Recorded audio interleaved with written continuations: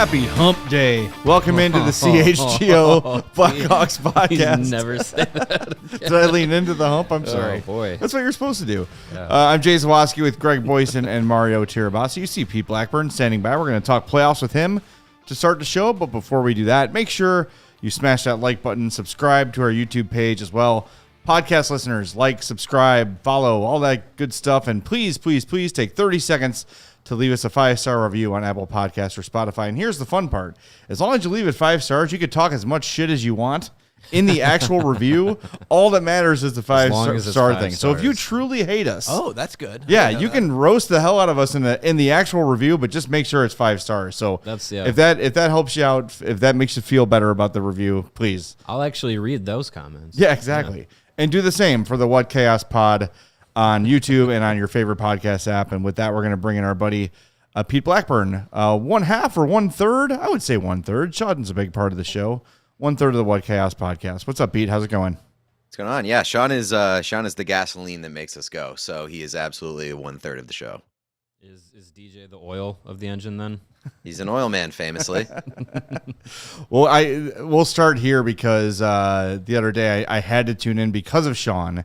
I heard what he said last week, that if the Sabres name Lindy Ruff their head coach, he's just going to be completely dejected. So immediately could not wait to hear his response. And is he doing all right? I didn't check in today. How is Sean handling things?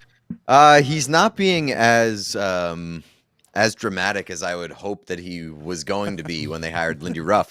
I mean, but talk about an all-time terrible year for a hockey fan. He's a Coyotes fan and Sabres fan.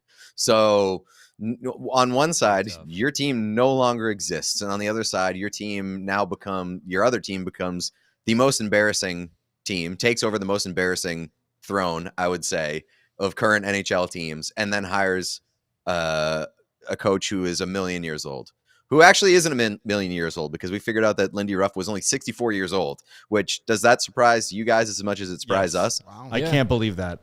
Yeah, figuring that he was only 64 years old. I would have thought that Lindy Ruff was 130 years old. Yeah. Should run for office. I mean, just for those that didn't listen to What Chaos this week, and if you didn't, shame on you. Takeaway here is Buffalo just kind of needed to get their shit together, right? Like, they need that coach to maybe take them from B to C, and then when it's time to win, maybe they make another move. Maybe Lindy Ruff retires. I don't know. I feel like you've done this before. You know the guy before. Kevin Adams has been there forever too. I feel like if you're making a change, you want to just kind of start fresh, don't you? I was hoping that they would. I was hoping for Craig Berube. I guess the question becomes, they said that they talked to like a dozen coaches. How many of them wanted to coach in Buffalo? How desirable is that job? And how many of that group fit the boxes that they wanted to check with experience, pedigree, accountability, and kind of that veteran presence that you want in the room? And ultimately they landed back with Lindy. I don't love it because I want to see some Sabres moves that seem un-Buffalo-like, and going back to a Buffalo well is the most Sabres thing of all time. I described it on the show as that anytime the Sabres need to make a change, they go into their Rolodex and they pick like the first card that's on top of the Rolodex, and they call that person and go with either somebody who's very, very familiar or already in the building. And that seems like a problem for Buffalo. So that's why the Lindy hire, on top of Lindy being somebody that I believe is not very good of a coach anymore. And I think that the clock on Lindy expires pretty quickly. That's why I'm kind of disappointed that Buffalo went to Lindy Ruff. I want to pick your brain on this real quick because we saw the Joel Quenneville redemption tour is getting started. What was that, 2 weeks ago when he was on with Kevin Strick? And it feels like if he was going to get his chance to get back in the league, and it feels at this point almost inevitable, that Buffalo might have been a good situation for him because it is not a major market. It's not New York. It's not Chicago. It's not LA. It's not Boston. It's a lower profile team that is on the cusp of being competitive and maybe should be competitive already. Maybe not cup contenders yet, but approaching that level. Were you surprised? I wonder, maybe was Joel Quenneville among those names, and do you think he's going to be back in the league sooner than later? I don't know if he was among those names. I wouldn't be surprised. I think that he fits the mold of exactly what Kevin Adams was describing after the post Granato firing, like pedigree, experience for sure. I look at Quenneville and I think that he should be back in the league. I hope he's back in the league at some point. I would like to see him get another shot. I look at a team like Columbus. Like I think they might be a little gun shy in going after veteran coaches who have a little bit of controversy attached to them. I know it's quite a different controversy when you're talking about Quenneville and Mike Babcock, but maybe they might be a little bit gun shy turning into a guy like Quenneville. But when I look at Coach Q, it seemed like he would be awesome in Columbus for a lot of those same reasons that you kind of just pointed to Buffalo being an appropriate landing spot.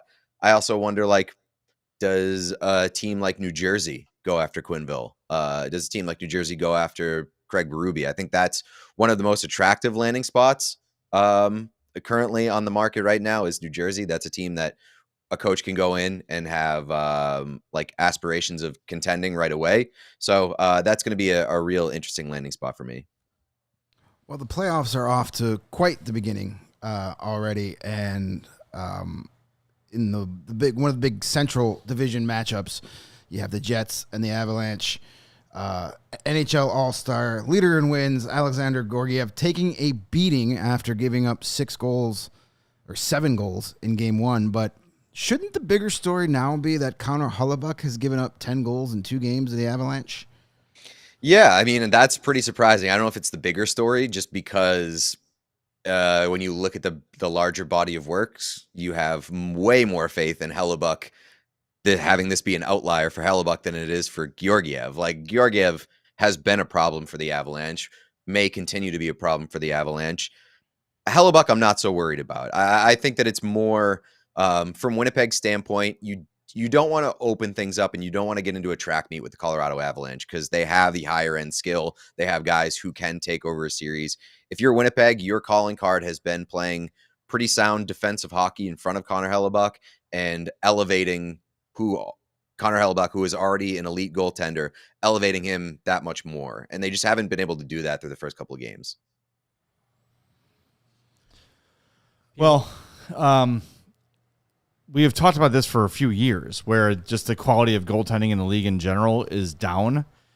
I'm just wondering if we're making the shift now where you just have to outscore your own goalie. It's because Hellebuyck and Ottinger are the two you think when you look through the playoff brackets of these guys are the ones who are going to make a huge difference. And so far they haven't. And I don't know if maybe the game has just become so offensive that you just kind of hope and pray that your goalie can keep you in things while you score enough goals. Not in the playoffs. You got to play defensive hockey. There are very few examples of a team overcoming bad defense and bad goaltending and going on a serious cup run and winning a cup. You have to have a incredibly skilled group to overcome that. The only team that I can remember in recent memory, Colorado Avalanche from a few years ago, they were just so good in their forward group and just as a whole unit that it didn't matter that they got average goaltending. They were still able to win the Stanley Cup. So maybe you can win a round or two by outscoring your problems. You can't win the Stanley Cup. Well, a team that figures to have maybe the best goaltending situation in the postseason are the Boston Bruins, and I'm surprised we've gone this long with Pete without asking him how he feels about the Bruins and Maple Leafs series through 2 games so far.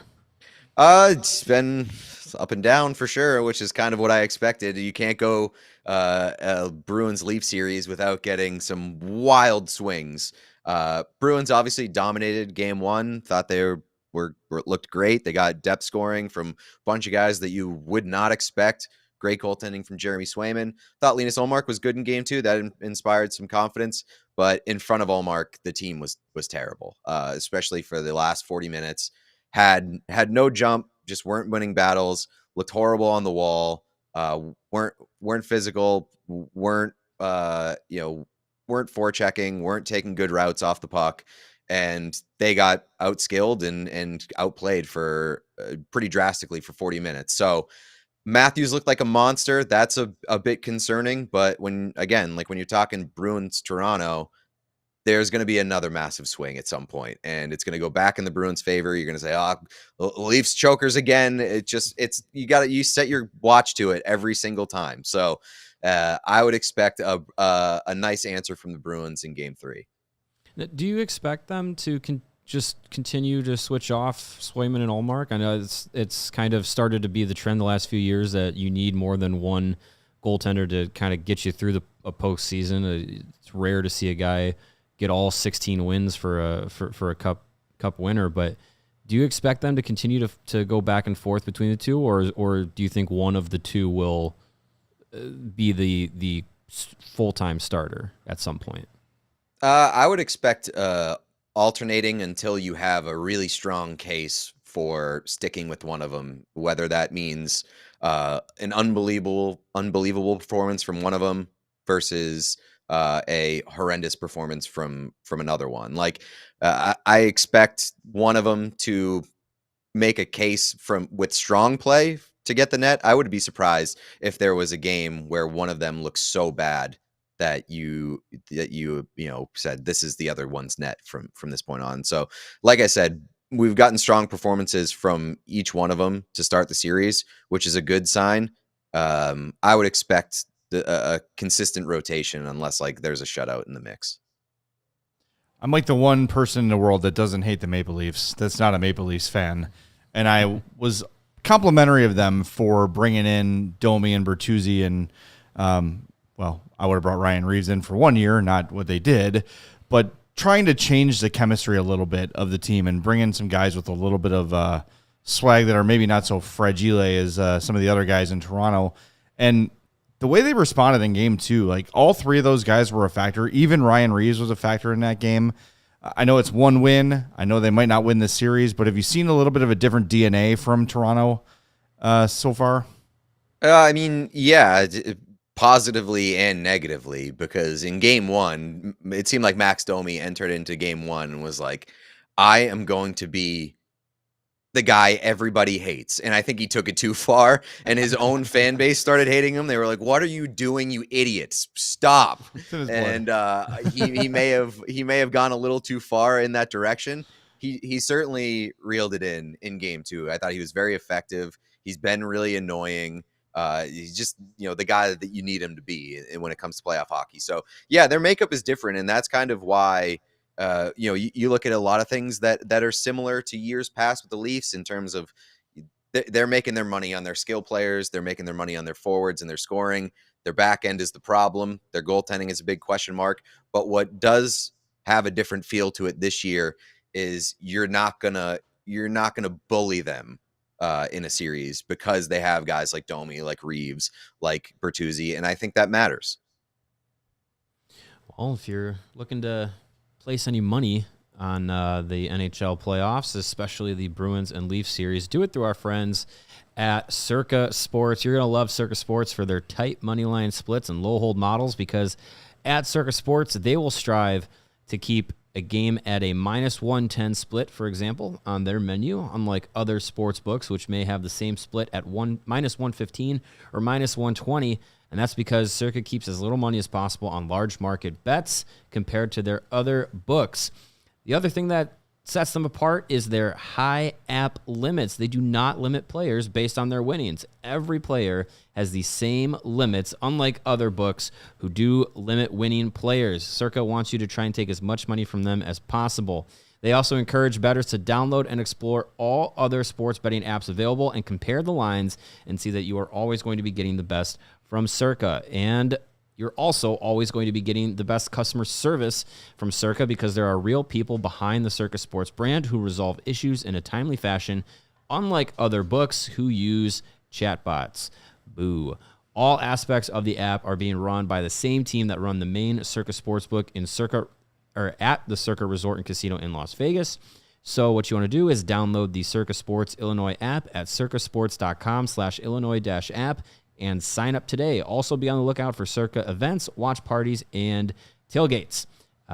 If you or someone you know may have a problem with gambling, call 1-800-GAMBLER. That's 1-800-426-2537 or text GAMB, G-A-M-B, to 833-234 or visit areyoureallywinning.com. And speaking of great customer service, remember a couple months ago, Herb found a cheaper ticket than he found on Game Time? Got in touch with them, and within 5 minutes, Game Time beat the deal. That is one of the great features that our friends at Game Time offer you, because you should not have to worry when you're buying tickets to your next big event, whether you're buying sports tickets, music tickets, comedy tickets, or theater tickets. Game Time is the fast and easy way to get in all those events. They've got their great views from your seat. So if you're at a venue you're maybe not familiar with, or a venue that's not traditionally used for comedy or a concert or whatever, you can see exactly what those seats are going to look like. They've got the lowest price guarantee, like we said, event cancellation protection, and job loss protection, which is huge. How about that? Because sometimes people are stupid at work. Game Time is the only ticketing app that gives you complete peace of mind with your purchase.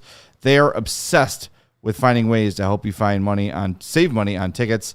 Game Time has deals on tickets right up to the start of the event, and even an hour after it starts. It's the place to find last-minute seats. Take the guesswork out of buying tickets with Game Time. Download the Game Time app, create an account, use code CHGO for $20 off your first purchase. Terms apply. Again, create an account and redeem code CHGO for $20 off. Download Game Time today. Last-minute tickets, lowest price guaranteed. And we're talking to Pete Blackburn from the What Chaos Podcast. Make sure you're following them on YouTube and your favorite podcast app. As we, wonder what's happening with the Leafs and the Bruins and all these other teams, man, the Oilers look good. They just looked phenomenal in that game. And I wonder if this is finally the year that McDavid and company get over the hump and take the cup home, because I know it's a small sample size, but holy shit, they were flying.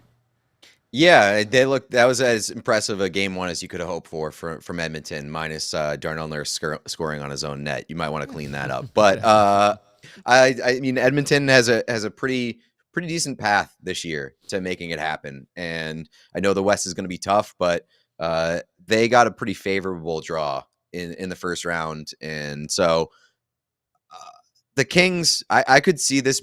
I expect a closer series from this point out, but I could see this being like a 5-game series in which the next 4 games are way closer than we saw. But Edmonton's just a better team than LA is, and I just have more faith. Like at some point, Edmonton's gonna have like a stupid, childish game, and they'll lose it. But they're just so much better of a team. Yeah, Corey Perry is going to yell at Evander Kane before this series is over again. It's going to happen. That other Western Conference series. Are the Vancouver Canucks done without Thatcher Demko? I mean, they had 84 shot attempts last night against the Predators and only 18 shots on goal. That is absolutely ridiculous. And out of those 18, only 1 goes in. I mean, if there's one team that couldn't afford to lose their starter, it's the Canucks, right? I mean, I don't know. Like, Casey DeSmith didn't look bad in game 2. It was more the play in front of him, and whether there's a cause and effect there, I'm not totally sure. You do know that teams sometimes play differently in front of a goaltender, and so maybe there's an effect there. But when I look at what happened in game 2 for Vancouver, the goaltending's pretty far down the list of issues that I took with that team. They weren't hitting. They weren't physical. All of their shots were coming from the point and the outside. That's why you see those massive shot block totals. Like, the Predators made the appropriate adjustments and put themselves in lanes to block those shots, but Vancouver didn't make the adjustments to get around that. And they just kept trying the same shit over and over and over again. So, like, they need to be better about making those in-game adjustments. I think Andrew Brunette is a great coach, and doing a whole lot with a roster that probably isn't.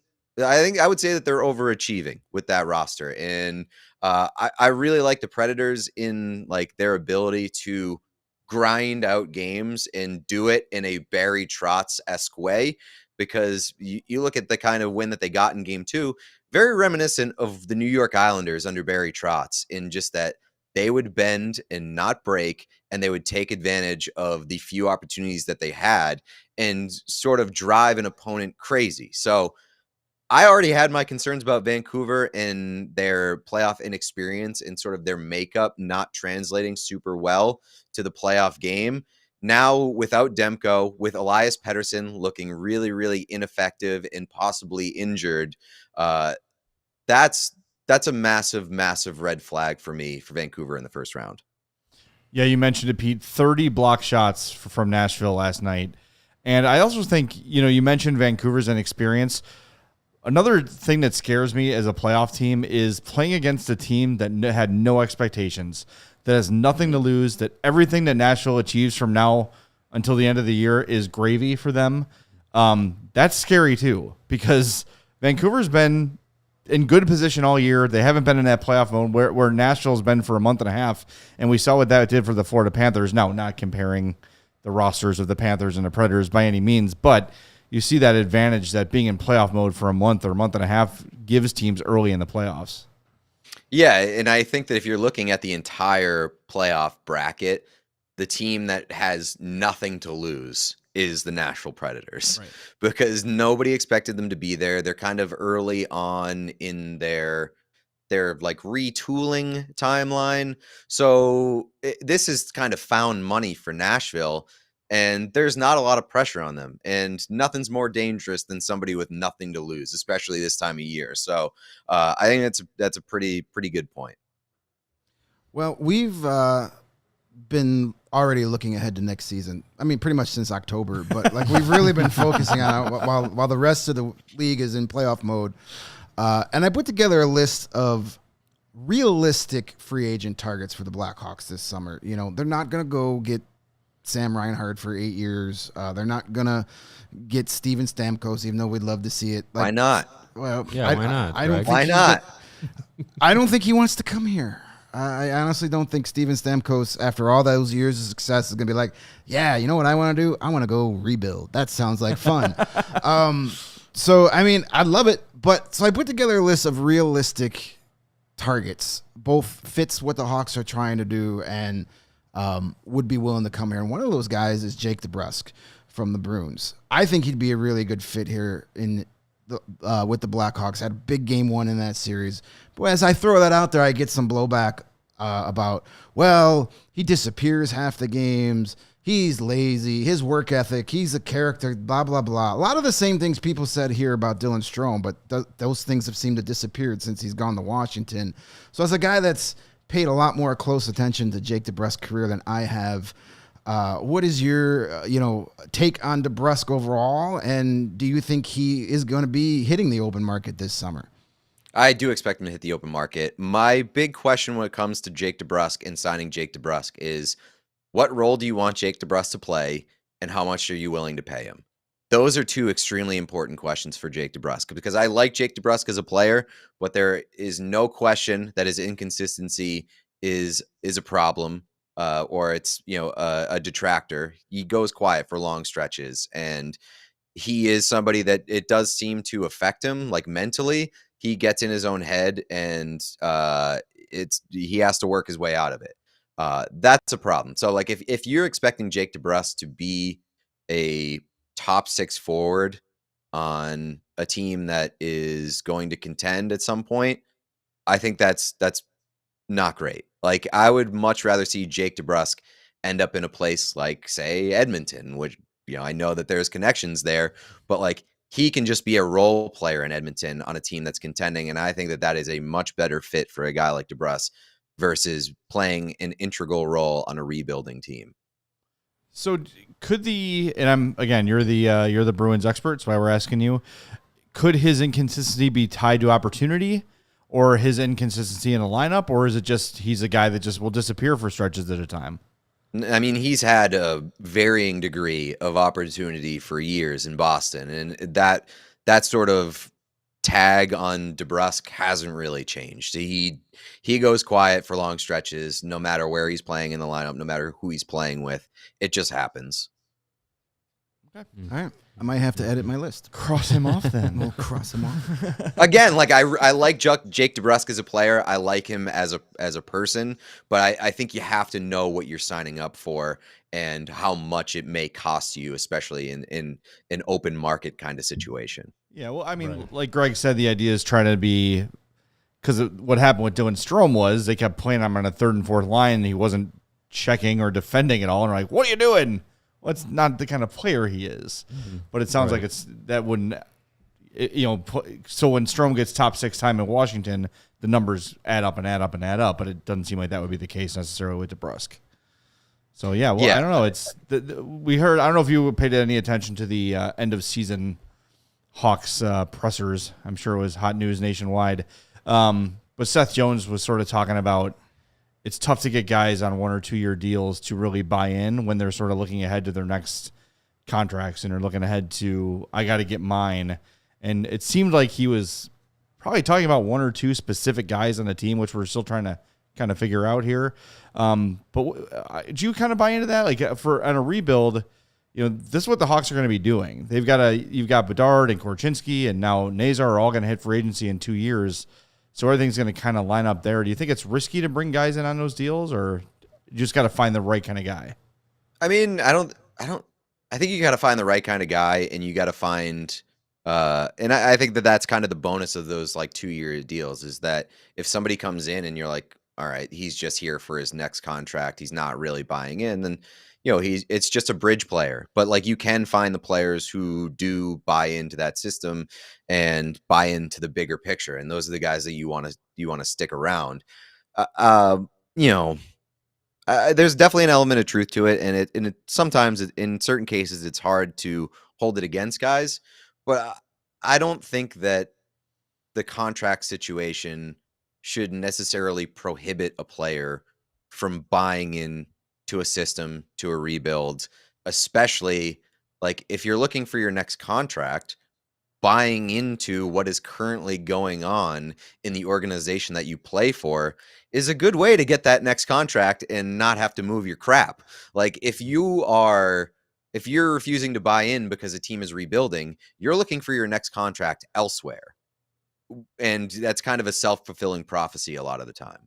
Yeah. Well, and we saw Peter Mrazek and Nick Foligno and Jason Dickinson get in-season 2 year contract extensions here in Chicago because of not only the way that they were playing, but also the roles that they played within the locker room and the kind of character and attitude that they brought to the team, being on expiring deals at the beginning of the year.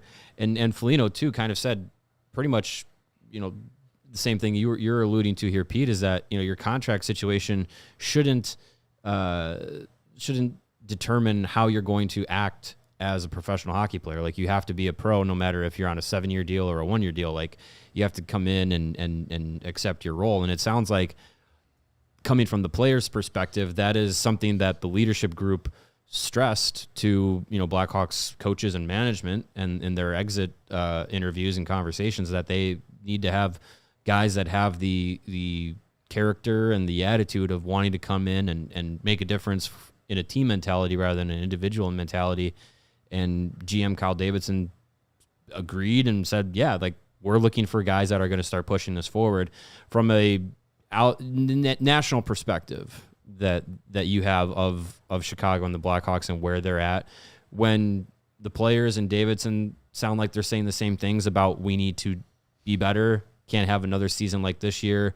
Do you believe that they're set up to take that next step, or do you kind of think like this is still a few years away? I mean, a lot of it depends on the summer, right? Like, this team could look drastically different after the work that they do this summer. But I think that they're saying all the right things, and there's encouragement there. Especially like going back to that last conversation, like especially with a young rebuilding team, if you have guys that are just looking out for number one and looking for their next contract, sends not such a great message to the younger guys. And when you're trying to establish a new culture on a team, especially like the Blackhawks, like where culture has been up in the air and they're trying to kind of move forward with a clean slate, you want to sniff out bad habits. You want to sniff out guys who are only looking out for number one, moving against a team culture.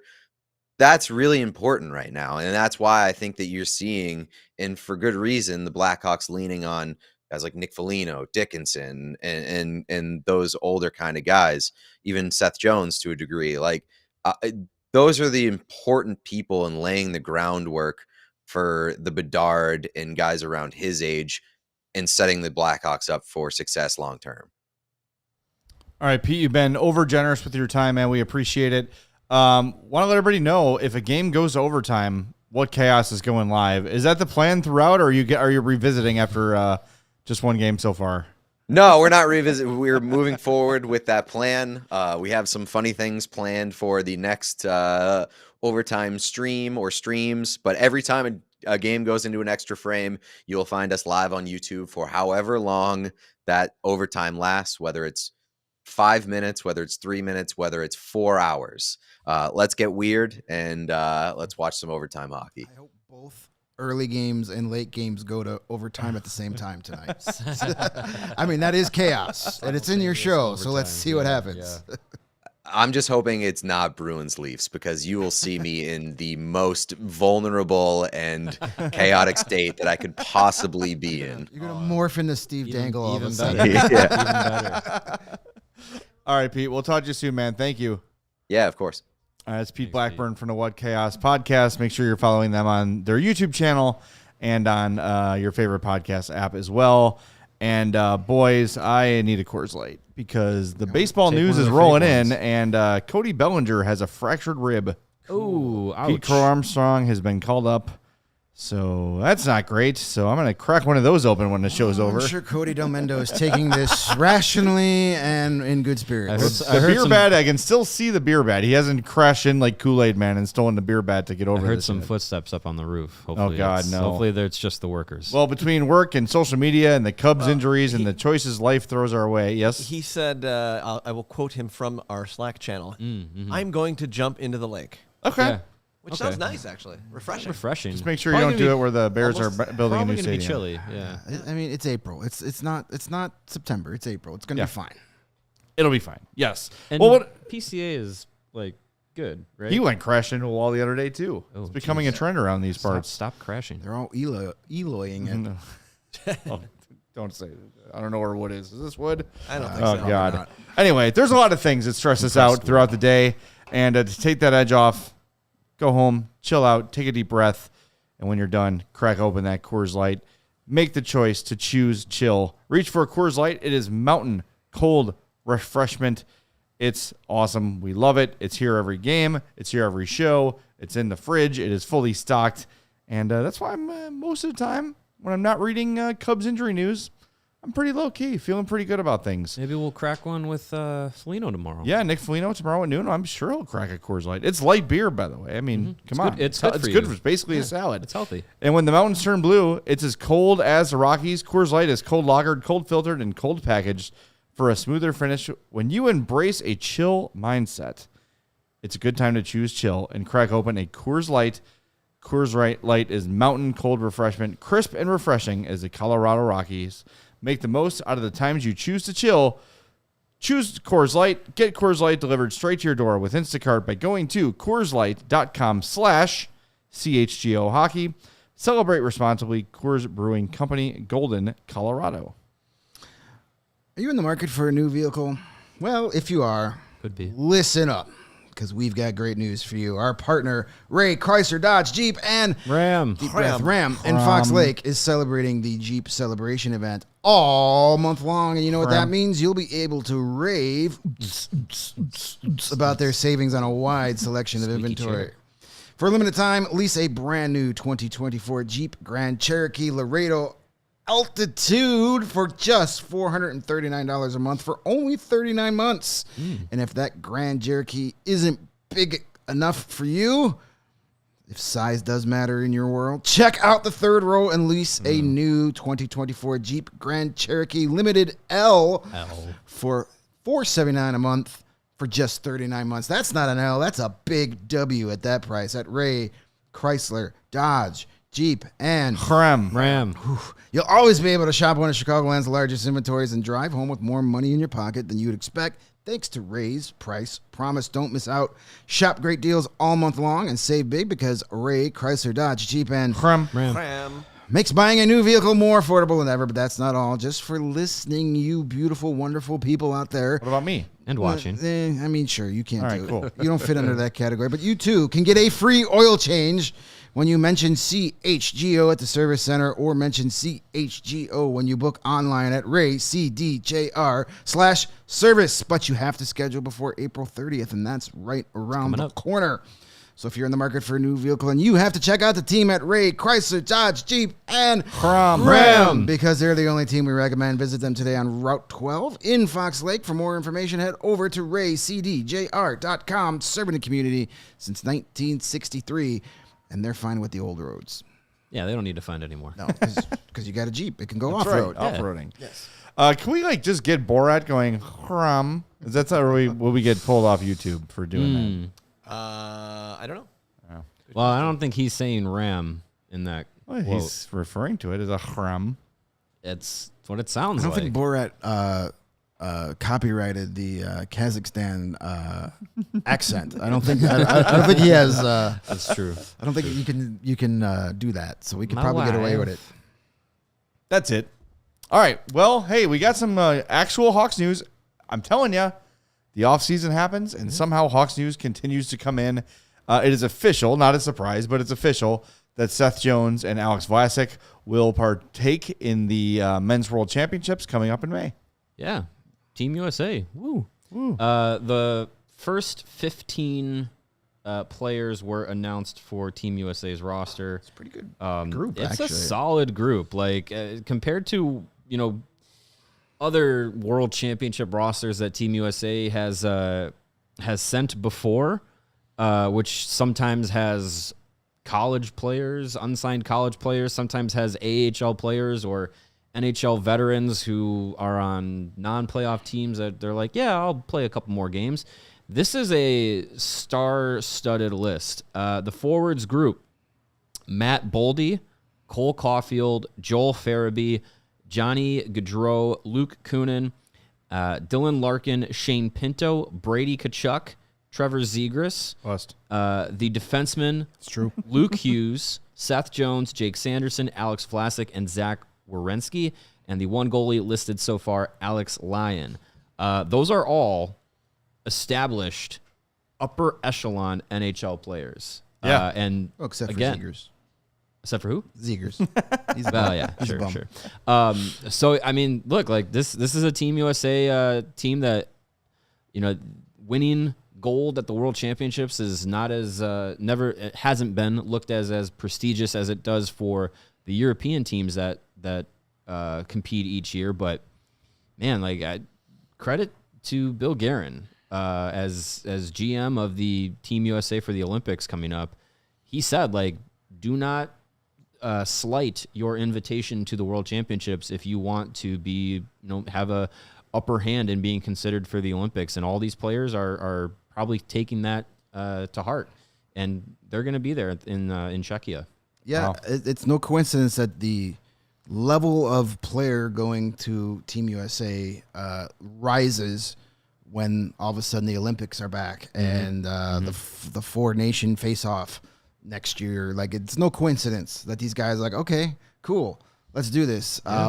So, and that roster will get more players added to it. Obviously, before the tournament, you don't even have enough players for a full roster right now. But as teams get eliminated from the first and even into the second round, you'll have some maybe Connor Hellebuyck will be joining. I don't know. So there's plenty of more options of guys that can go there. It starts May 10th, so there could be some guys in the first round that get eliminated that say I'll play some more hockey and end up still going. I have one question. Why does Kaner hate the troops? Yeah, why isn't he going? Yeah, what the hell? Him and DeBrincat. Oh, he wants to win championships. Yeah, No commitment. That's fine. He's done his. I'm kidding. If international that's obvious, duties. But you never know with people. It is, but I mean, it's going to be fun because this is now. I mean, think about it. Like it's been 10 years since you've had the Olympics.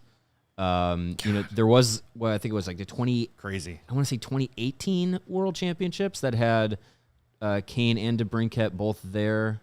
Might have happened again after 2018, but that one sticks out to me that they both played for the World Championships at that tournament. But I mean, for watching the World Juniors the last couple of years, you've gotten to know Zegras and Kachuk and the Hughes brothers and Caulfield and Boldy and all these guys.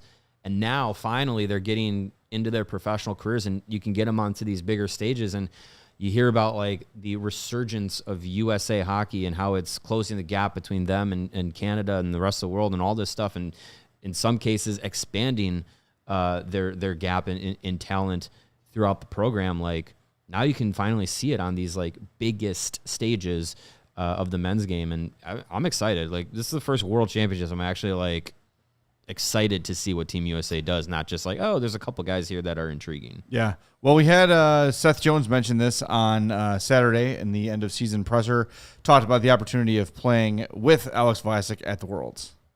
Do you see the Worlds as an opportunity for you and Vlasic to, I guess, just further develop or just, I mean, since you guys were usually the top pairing so much earlier this season? 100%. This will be my fifth one, maybe.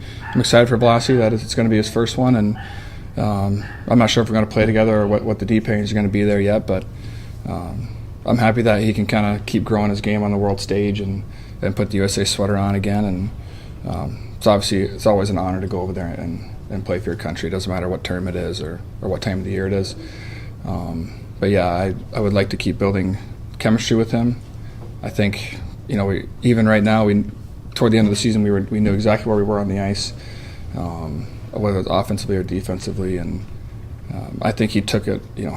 One thing I loved about him is he was just as frustrated as I was this year, and that speaks volumes. Especially a young player, he could be thinking about 100 other different things, just happy to be here. But I could see, we always talked about the frustration level, and just continuing to get better and grow together was a big thing for us. There he is, Seth Jones. Doesn't like losing. No, what a jerk. No, but people don't want to hear that from him. Windy City Hockey beat me to the joke.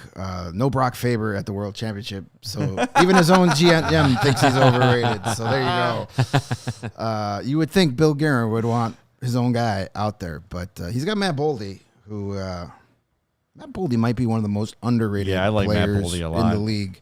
That Young last game the players. Hawks played with them, I was just like, for whatever reason, he kept catching my eye. Like, Boldy again. Oh, that's Boldy. Oh, there's Boldy. He played he's one effective as season hell. in the AHL. I was still covering the Central Division, and I knew from like seeing him play with Iowa 2 games, I was like, yeah, that kid's gonna be really good in the NHL. He's not gonna be here long, so that's a pretty darn good lineup, and it's going to get better. There may be some guys that maybe Brock Faber is gonna go. We don't know yet. Heck. Maple Leafs bow out here in a few games. Maybe Austin Matthews heads over to Europe. Wow. That Imagine. who Put my money knows? down now just That'd in be a lot of case. fun. It would be a lot of fun, and these guys are gonna get to play on the Olympic-sized ice, more room, More be able to space. skate. Should be fun. I'm looking forward to it. I know Connor Bedard's gonna go. We know that Well, yeah, with Canada. with Team Canada, so we get to see Jones and Vlasic try and shut him down. I mean, they've got some experience in that. Trying to shut him down. Philip Kurashev going also with confirmed Sweden. that he was going to go with Switzerland. And it sounds like Peter Mrazek will be. It's in his home country, With so Czech, why yeah, not? yeah. He'll be the goalie, and Bedard and Kurashev let us know that it's their main goal of the World Championship is to score on Peter Mrazek. So there'll be a lot of Hawks there. It should be fun. I just loved Kurashev when he was asked the question, like, it sounds like you're going to the World Championships. Are you indeed going? And he was just like, yeah. Like, just if you know Philip Kurashev, like just how like kind of like sheepish he kind of is in media settings. Like it was just so, it was perfect. Philip Kurashev moment. It's just this like smirk and like, yeah, I'm going.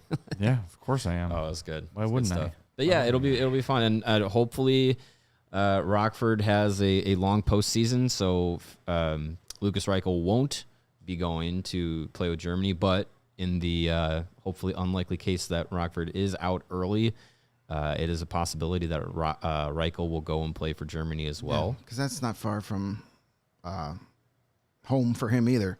You know, Yeah, if he's gonna his go season's home, over and he's yeah. going to Germany. If he's going home to Germany for the Yeah. summer, why not stop at Czechia first and play a few more games? Why not? I hope Yeah. he doesn't get that chance. I hope Yeah, I hope I the hope- Ice Hogs are still playing in June. I do too.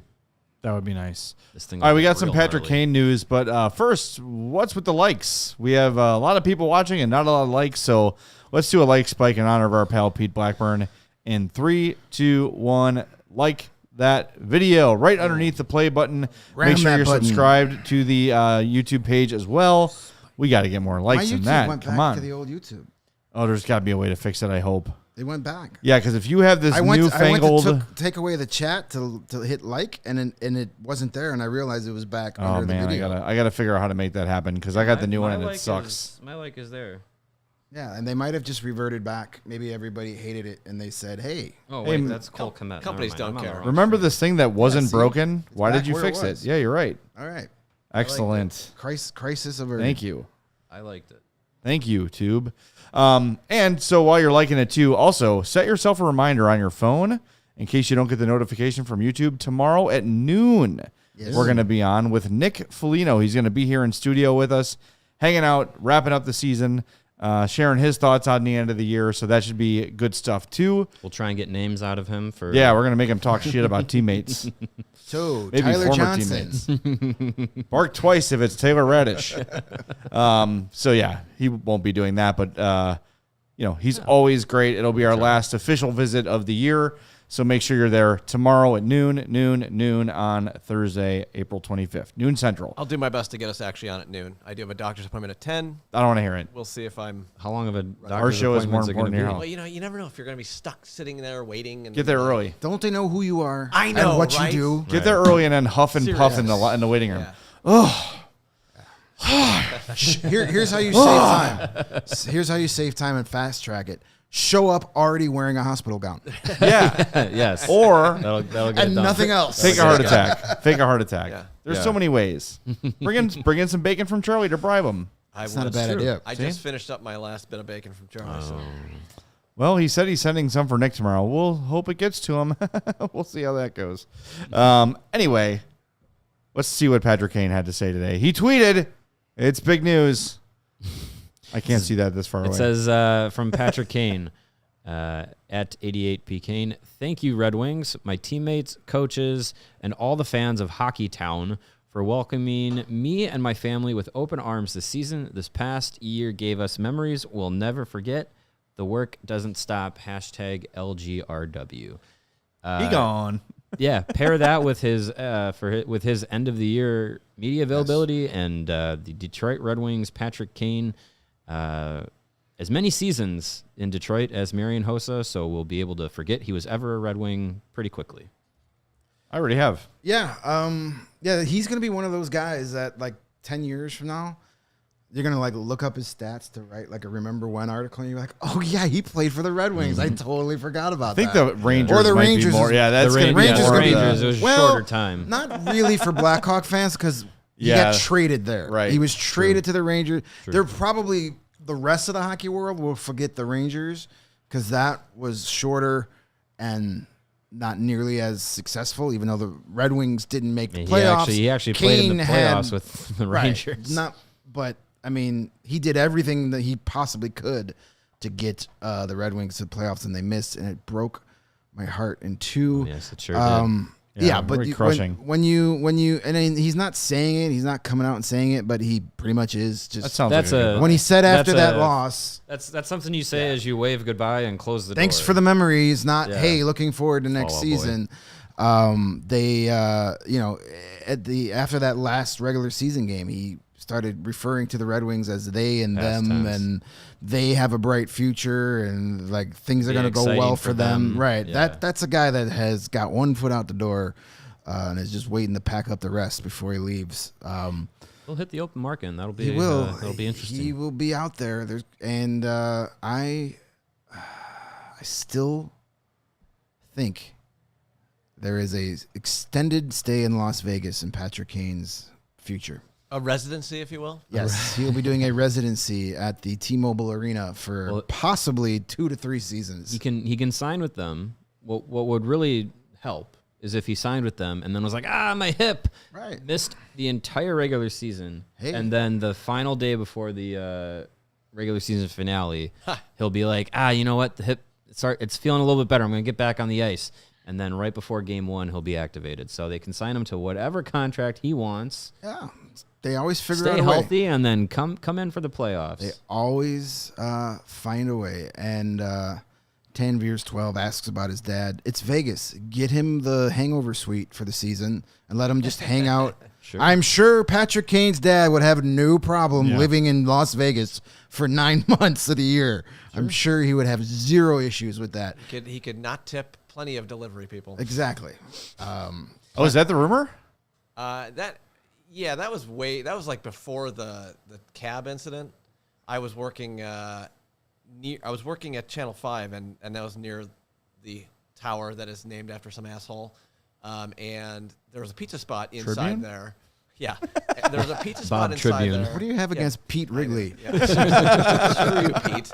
But there was a pizza spot in there, and the guy, like, we went in there all the time, and the guy was like this total dude, hey, blah, blah, blah. And he told us this story about how they would always get pizza delivered up to their suite or whatever, and they would never tip.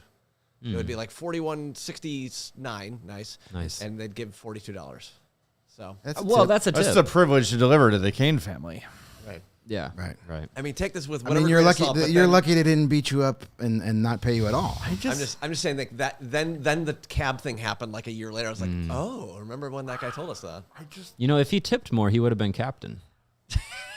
I just Still be a I just Blackhawk. want people to think Kyle Davidson's not dumb. He knows Patrick Kane is a good hockey player. He knows he could probably make the team better. Read into it that the organization was not too shy about the desire to move on. I'm just saying. And you don't have to be a choir boy, you don't have to be a perfect citizen, but I think hockey aside, there was a lot that went along with Patrick Kane, and to a lesser extent, Jonathan Taves too. He has an ego of his own that they were maybe a little bit tired of dealing with, and we're very happy to be like, you know what? We're good. We're good. Thank you for the memories. You will have a statue. You will have a banner. You will be remembered here forever, but we're good. Mm-hmm. And as Lucy says, Kane he's not wasting his time. This was a waste of a season for him. Yep. He came back healthy. He played great, played up to the standards of Patrick Kane that we all remembered, and he's playing 0 postseason games. He's not doing that again. He left Chicago because he didn't want to go in the direction of rebuild, and went to New York to try and chase a cup. He's going to do the same thing. He's going to go to a team that is trying to play in the playoffs and win a cup. He's not going to waste these final years of his career.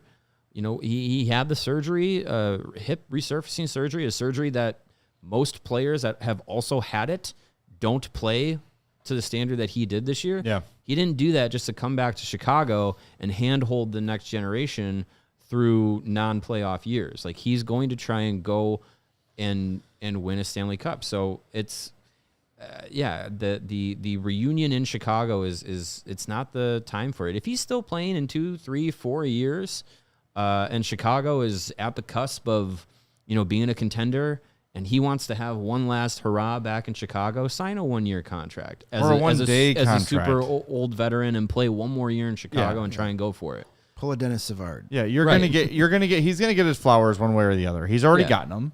I mean, he was cheered when he beat the Blackhawks in overtime. What more do you need? And just think about Not by me. too. Me neither. What motivates Patrick Kane when he was here? why was Patrick Kane the best in the biggest moments? Because the opportunity to win and compete is what drove him the most. Yeah. You would see him disappear during those regular seasons where the playoffs were inevitable, and it was, of course, they're going to make it, and they're the best team in hockey, and he was like, get me to playoff mode. Yeah. He's not coming back here to hold Connor Bedard's hand. It's just not. Like, this is what I said the other day. Like, for your own sanity, stop dreaming about this. It's not going to happen. Like, it doesn't make sense for the Hawks. It makes less sense for Patrick Kane than it does for the Hawks. Because, look, the Hawks are looking for a veteran scorer to play with Connor Bedard. Okay. Now that team's going to be in the defensive zone 90% of the game. It's not going to be Yeah, good. There'll be some highlight reel goals for sure, If but all like things were equal, sure. It on paper completely makes the most sense if you take all context out of it. But that's not how life works. And Tanver says, please read the Scott Powers article about him hoping the Blackhawks would circle back to him after they won the lottery. He never really wanted to leave. The organization moved on, and that's fine. Okay, that comment that is in that article, because I have had it sent to me, that comment is from last summer while he was still a free agent, recovering from surgery, and the Blackhawks had just won the lottery, and he said maybe the Blackhawks would have changed course to go bring back himself, Patrick Kane, and Jonathan Toews. That was at that time before Bedard had even stepped on the ice or anything. That wasn't this offseason. That wasn't before he signed with the Red Wings. That was last summer when it was still fresh that he was a free agent. And it was a fleeting thought. He followed up that statement with, but they've gone in a different direction, and it is what it is. It's acceptance. It's acceptance that it's not going to happen. So as much as it'd be like, well, I'd love to win the lottery, but I didn't buy a ticket, so it is what it is. It's the same thing. yeah. So the romanticism of the reunion is not steeped in reality. I'm just happy that I think for the first time in CHGO history, we had a Wesley Willis mentioned in the chat. I did see that. Yeah. I feel like I've heard that name before. You've heard that name. You don't remember Wesley Willis from the 90s? No, I mean, I feel like we've actually discussed it. I was going to say, I was like, law of all people. A buddy of mine had a signed poster board of Rock and Roll McDonald's. drawing, yeah. I just whooped Batman's ass. That's my favorite Wesley Willis song. Yes. That's a flashback. Do we have some super chats to knock out before we go? Well, we had the dangle. The dangle. He paid us $1. What did he say? Hold on. He said many things. He said something about Kane. Dangle. Surprised. He was going to give up his firstborn. Yeah, here it is. Yeah. There you go. He'll give up his firstborn for Kane to come back and retire after winning one cup with Bedard. Just don't tell my wife.